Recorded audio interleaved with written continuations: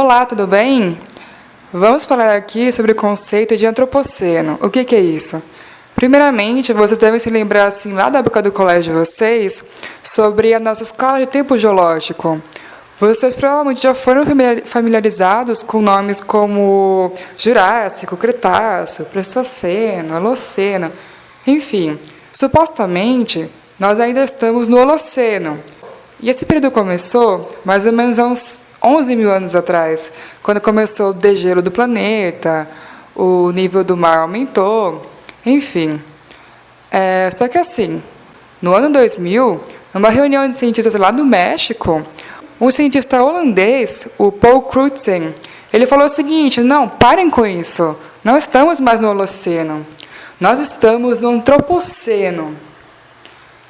Aí o pessoal ficou espantado. Como assim? É mesmo, sabe? E esse nome começou a ser usado mais ao longo da reunião. Esse termo antropoceno, ele começou a ser usado em alguns artigos científicos. Aí, quando começaram a ver que esse nome tinha pegado, que estavam começando a usar isso em assuntos sérios, em 2008, membros da Comissão de Estratigrafia da Sociedade Geológica de Londres, percebendo que o termo estava sendo cada vez mais usado na literatura, como se fosse um período formalizado. Então, essa sociedade decidiu que tinha que enfrentar essa tendência, se debruçar sobre o assunto e realmente analisar se podemos afirmar que estamos num novo período geológico ou não. Será mesmo que as marcas do ser humano são tão fortes, assim, tão profundas? Porque se a gente for pensar, o que caracteriza a mudança de um período para outro? Por exemplo, o surgimento ou desaparecimento de oceanos, o surgimento de cadeias montanhosas, o acontecimento de grandes erupções violentas vulcânicas, ou o impacto monstruoso de meteoritos no caso. Será que a marca do ser humano vai ser tão profunda quanto esses eventos que aconteceram no passado? Ou será que a nossa passagem aqui é basicamente fugaz e efêmera? Para defender um caso, os cientistas devem mostrar que os impactos humanos vão deixar uma marca clara, fossilizada em estratos, que poderia ser facilmente reconhecida por algum geólogo dezenas ou centenas de milhões de anos no futuro. O foco em camadas, ou estratos, é muito importante. Para um geólogo, o estrato geológico se iguala ao tempo geológico. A chave é o intervalo de tempo de rocha, como eles dizem, que seria uma camada de estrato que pode ser martelado, tirado como amostra, ou escavado, como no caso de ossos de dinossauro, por exemplo, e que vai definir um novo curso da história. Então, para que a época do Antropoceno tenha um significado geológico tão profundo, para ter alguma chance de se tornar formal esse nome, então deve-se mostrar a sua própria unidade de tempo de rocha. Nós temos evidências suficientes para que passe por essa avaliação e consiga ter o título formal de Antropoceno? Bom, para iniciar a nossa argumentação, vamos pelos minerais, que são os componentes fundamentais das rochas.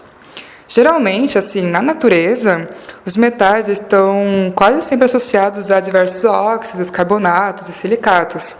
Só que os seres humanos eles aprenderam a separar esses metais fora desses compostos, em grandes quantidades. Ou seja, por exemplo, fabricamos mais de 500 milhões de toneladas métricas de alumínio desde a Segunda Guerra Mundial, o suficiente para revestir os Estados Unidos por completo com papel alumínio.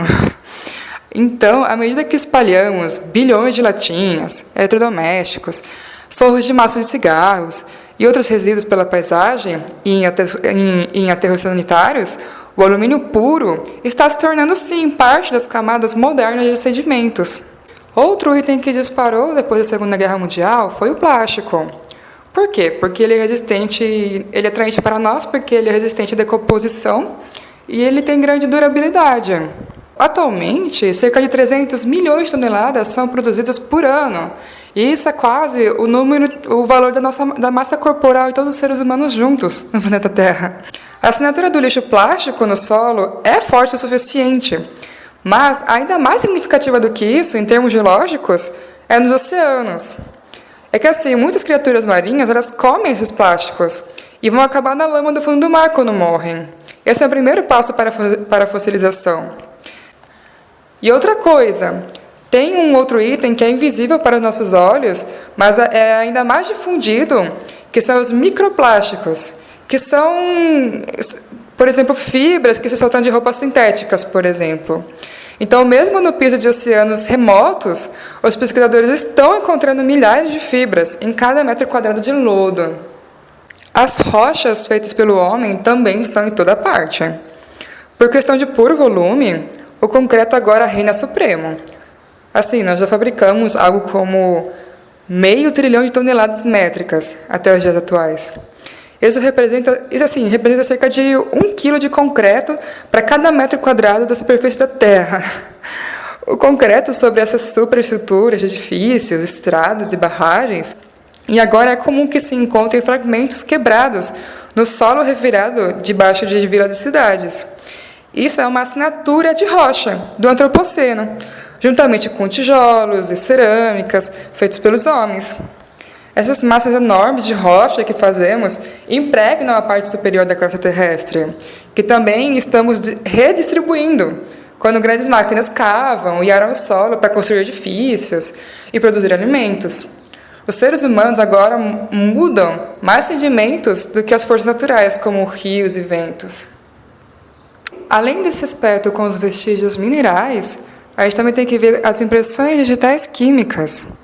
Por exemplo, o crescimento de dióxido de carbono na atmosfera, desde que a Revolução Industrial começou, é cerca de 100 vezes mais rápido do que a taxa de aumento registrada quando as geleiras recuaram lá no período Holoceno. Porque, assim, na época da Era do Gelo, uma grande quantidade de dióxido de carbono tinha ficado presa em bolhas dentro das geleiras. Aí, à medida que esse gelo foi derretendo, essas bolhas de dióxido de carbono foram sendo liberadas. Desde a Revolução Industrial, nossa emissão de dióxido de carbono está sendo 100 vezes mais rápida do que aconteceu naquele período. Nós também produzimos muita fumaça, que são partículas queimadas de forma incompleta e são pequenas e inertes. Só que assim, elas caem no solo, no mundo todo, e formam um sinal de fumaça geologicamente duradouro. Os incêndios provocados pelo impacto de meteoritos, que definem a fronteira entre os intervalos do Cretáceo e do Terciário, eles deixaram um rastro muito semelhante nas rochas. A nossa agricultura difundida também está lançando sua própria sombra química. A humanidade, ela começou a cultivar há cerca de uns 10 mil anos. Mas somente desde o início da década de 90, os agricultores passaram a aplicar vastas quantidades de fertilizante nitrogenado, que é extraído do ar por uma técnica conhecida como o processo de Haber-Bosch, juntamente com o fósforo, que é retirado do solo. Daí essas enormes perturbações no solo, na água e no ar, deixam claras assinaturas químicas.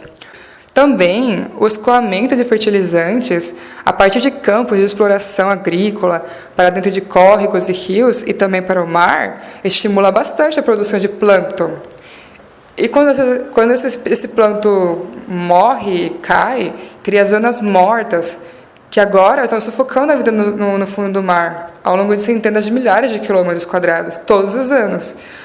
Então, a biologia marinha, essa biologia marinha devastada, ela vai contar sua história como fósseis em estratos futuros. Outros sinais químicos incluem poluentes orgânicos persistentes, tais como inseticidas e produtos químicos industriais tóxicos, como a dioxina, que agora contaminam bastante sedimentos. Alguns deles podem persistir ao longo de escalas de tempo geológico, assim como aconteceu com os compostos de carbono de cadeia longa, produzidos por algumas algas antigas, que os paleontólogos agora usam como marcadores do clima, que ocorreu há milhões de anos atrás. Outra coisa, partículas radiativas minúsculas que se espalham após cada explosão de bomba nuclear também são detectáveis. Porque, assim, apesar de apenas 2 terem sido lançadas como parte da guerra, mais de 500 bombas de ensaio detonaram na atmosfera entre meados dos anos 40 e final dos anos 90. E essas suas partículas caíram no solo, no gelo polar e no fundo do mar. e foram absorvidas por animais e plantas na superfície. E esta camada radiativa seria uma das assinaturas mais brutais do antropoceno. Além das nossas marcas na composição mineral e química da Terra, obviamente a gente também vai deixando sua marca na paisagem biológica da Terra.